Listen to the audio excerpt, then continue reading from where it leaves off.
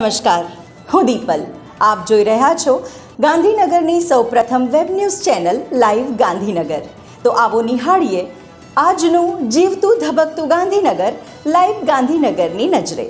Gandhinagar sector 5 સ્થિત પંચમુખી મંદિર શિવશક્તિ મહાદેવ મંદિર ખાતે 15 માંગ પાટોત્સવની ઉજવણી કરવામાં આવી હતી. આ અવસરે મોટી સંખ્યામાં સેક્ટર 5 એ નાંગ રહીશોએ આ પાટોત્સવ માંગ ભાગ લઈ શ્રીફળ હોમીને પ્રસંગની ઉજવણી કરી હતી. ગાંધીનગર માંગ તપસ્યા ગ્લોબલ કેમ્પસ દ્વારા learning by doing methodology pre સ્કૂલથી પ્રાઇમરી સુધીની શિક્ષણ આપવામાં આવશે.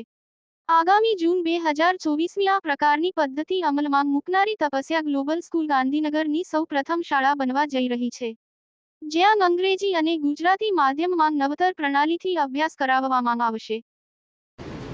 નમસ્કાર, હું મનીષ રાવલ. અહીંયા તપસ્યા ગ્લોબલ કેમ્પસ ગાંધીનગર સેક્ટર 15 ગોપાલક વિદ્યા સંકુલમાં અમે નવી શાળા નવી પદ્ધતિથી ચાલુ કરી રહ્યા છે, જે સરકારે NEP 2020 અને NCF 22 અને NCF 23 પ્રમાણે નવા શિક્ષણ પદ્ધતિ કરી એની પહેલી શરૂઆત ગાંધીનગરમાં અમે કરવા જઈ રહ્યા છીએ.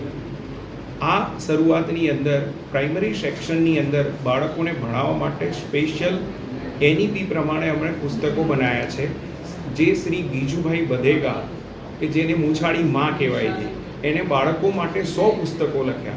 એણે બાળકોને કેવી રીતે ઉછેરવા, કેવી રીતે ભણાવવા એની એક ફિલોસોફી આપી, જે ફોરેનની અંદર મારિયા મોન્ટેસરીના નામે ઓળખાય છે.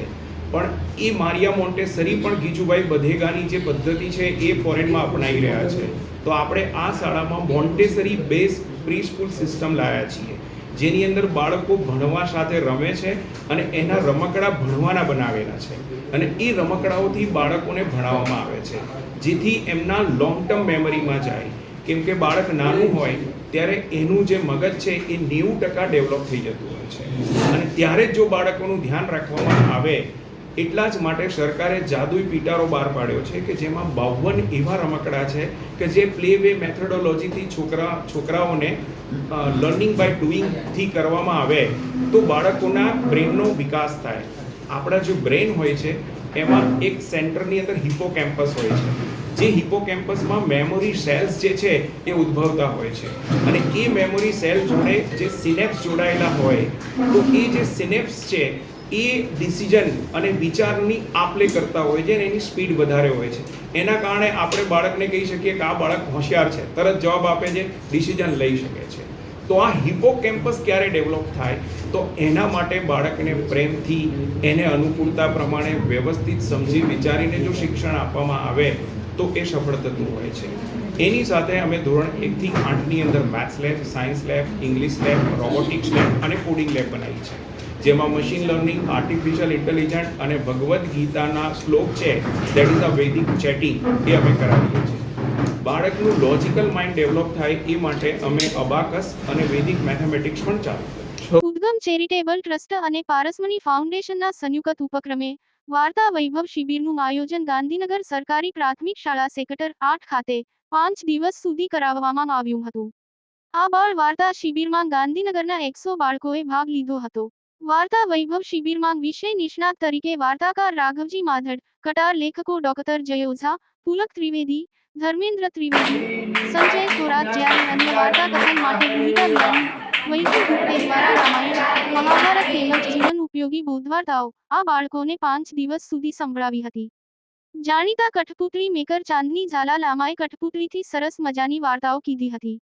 વાર્તા વૈભવ શિબિરમાં રેખા ભટ્ટ, કુસુમબેન જોશી, વીણાબહેન વોરા, પારુલ મહેતા, આશાબેન સરવૈયા દ્વારા વિવિધ પ્રવૃત્તિઓ કરાવવામાં આવી હતી. કાર્યક્રમના અંતિમ દિવસે ઉદ્ગમ ચેરિટેબલ ટ્રસ્ટના ચેરમેન અને મેનેજિંગ ડિરેક્ટર ડોક્ટર મયુર જોશી, પારસમણી ફાઉન્ડેશનના અધ્યક્ષ સંજય થોરાત, આશાબેન સરવૈયા અને ચાંદની ઝાલા લામાના હસ્તે બાળકોને પ્રમાણપત્ર એનાયત કરવામાં આવ્યા હતા. પારુલ મહેતાએ ઉદ્ગમ અને પારસમણી બાલ વૈભવ શિબિરનો અનુભવ વર્ણવ્યો હતો. આ કાર્યક્રમને સફળ બનાવવા પરમજી કૌર છાબડા, ડોક્ટર પૌલમી પરમાર, મનીષા ત્રિપાઠી, વીણાબેન વોરા, કુસુમબેન જોશી, હિયા બારોટ, વાગ્મી જોશી, નીલેન્દુ વોરા, જલ્પા બારોટ, ચાણક્ય જોશી, દીક્ષિતા જોશી, મેઘા પ્રેરક જોશી, પારુલ મહેતા, મનોજ જોશી અને કિરાત જોશીએ મહેનત કરી હતી.